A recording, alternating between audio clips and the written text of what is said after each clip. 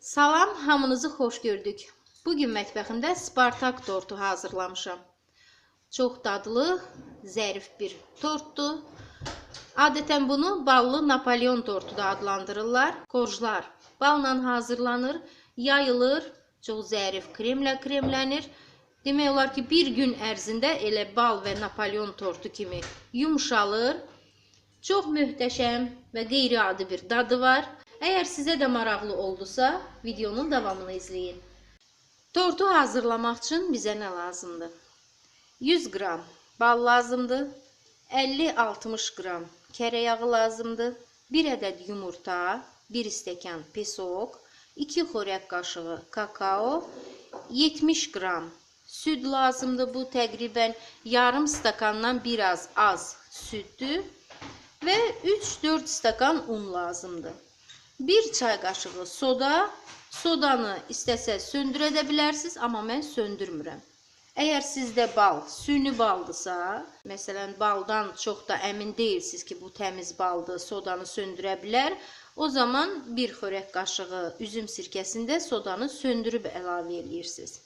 Südü qızdırıb kakaonu içərisinə əlavə edirik və yaxşı qatıb qarışdırırıq. Kakaola südü tam qarışana kimi qarışdırırıq. Balı əridirik odun üzərində. Sadəcə olaraq əridib qızdırmaq lazımdır, qaynatmaq lazım deyil. Əgər sizdə təbii bal yoxdursa və yaxud evdə balınız yoxdur, bunu özünüz süni hazırlaya bilərsiniz. Kanalımızda invert siropun hazırlanması var, yəni glukoza siropudur, süni baldır. Hazırlaya bilərsiniz. Və gördüyünüz kimi bu da mənim hazırladığım invert siropdur. Yəni süni bala yaxın bir ərzaqdır. Bununla mən bal tortu hazırlayıram, müxtəlif peçenyelər hazırlayıram, pryanika əlavə olunur, çox dadlı alınır. Hazırlanması kanalımızda var. İzləmək istəyənlər üçün linkini videonun altında paylaşacağım. Balı qızdırırıq və sodanı içərisinə əlavə edib çalırıq və çırpma teli ilə qarışdırırıq. Və gördüyünüz kimi köpük əmələ gəldi. Balın tərkibində turşuluq çox olduğuna görə sodanı söndürmək lazım deyil. İçərisinə yumurtanı, şəkər tozunu əlavə edib qatırıq.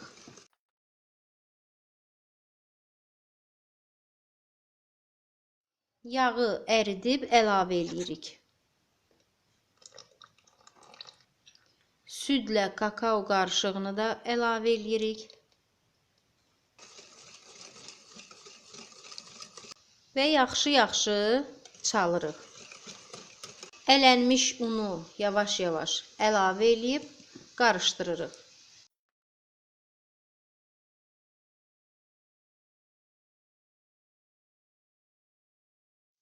Və gördüyünüz kimi belə bir qatılıqda xəmir alındı.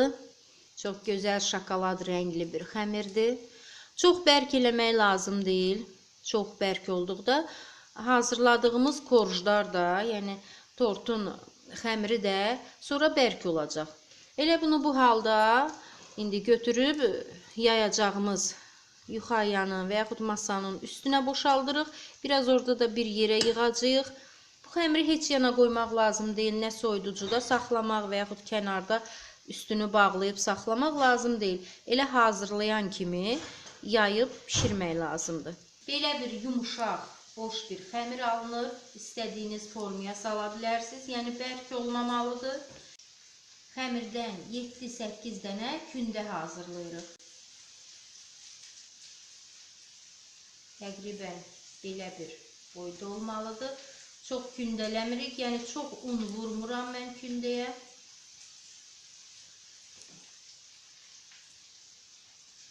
Belə əlimizdə az bir unla kündələyirik. Xəmiri nazik yayırıq. Gördüyünüz kimi nazikliyi çox nazikdir. Vərək kimidir. Əgər yaya bilirsinizsə belə yayın. Yox, əgər yaya bilmirsinizsə çalışın ki, heç olmasa biraz nazik olsun. Çünki bişib, biraz da şişir xəmir. Və bir qapaqla kənarlarından səliqəli olması üçün belə işarələyirik. Bişdikdə səliqəli çıxsın. Çəngəllə deşirik, çox da köpməsin.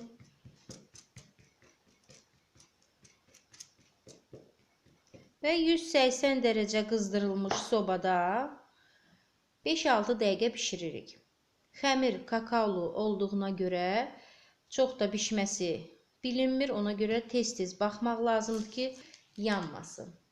Xəmiri belə yağlı kağızın, perqament kağızın üzərində yaymaq çox asandır. Həm də bişdikdən sonra rahat çıxır, qırılmır və heç yana da yapışmır.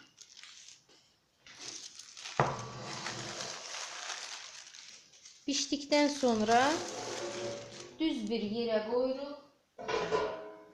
Mütləq düz yerə qoymaq lazımdır ki, çünki isti halda bu öz formasını alır. Elə isti-isti kağızı çıxardırıq.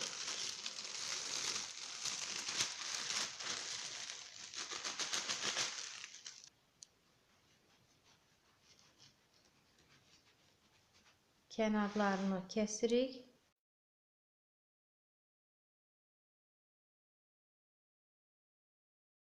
Və tort üçün krem hazırlamışam. Torta bişmiş krem lazımdır ki, bütün laylar, yəni korjlar yumşalsın. Bişmiş krem reseptləri, müxtəlif reseptlər var kanalımızda.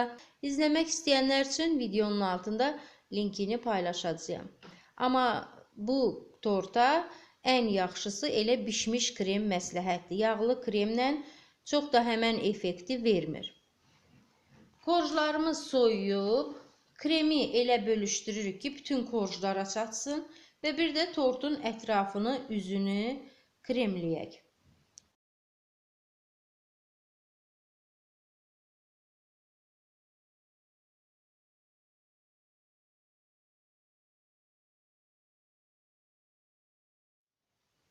Və sonuncu korju da kremləyirik. Üstünə qoyub çox asta bir hərəkətlərlə hər tərəfli biraz basırıq. Basırıq ki, üstünə yaxşı otursun bir-birinə. Kənarlarını da düzəldirik. Və 1-2 saata onsuz da korjlar kremlə bir-birinə tutacaqlar.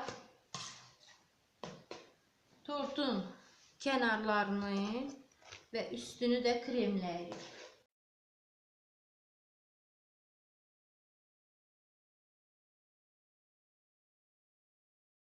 Tortun kənarlarından çıxan xırda qırıntıları blenderdə çəkirik və yaxud əlinizdə əzə bilərsiniz və tortun kənarlarına vururuq.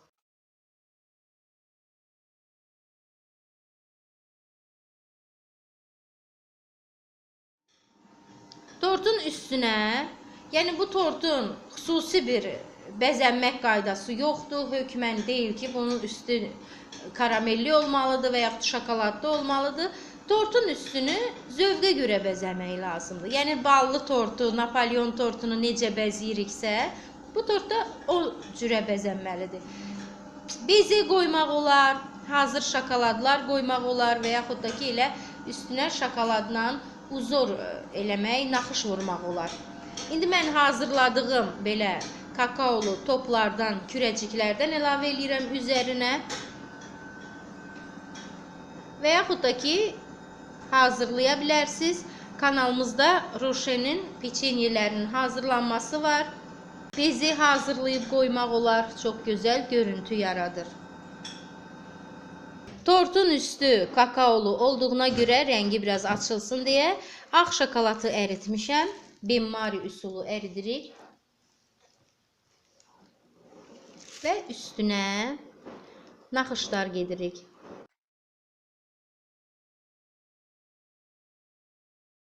Artıq çox dadlı Spartak tortumuz hazırdır. Hazırlayın siz də, əminəm ki, çox bəyənəcəksiniz. Videonu bəyəndinizsə like edin. Kanalı izləməyi unutmayın. Ruziniz bol, bərəkətli olsun. Sağ olun.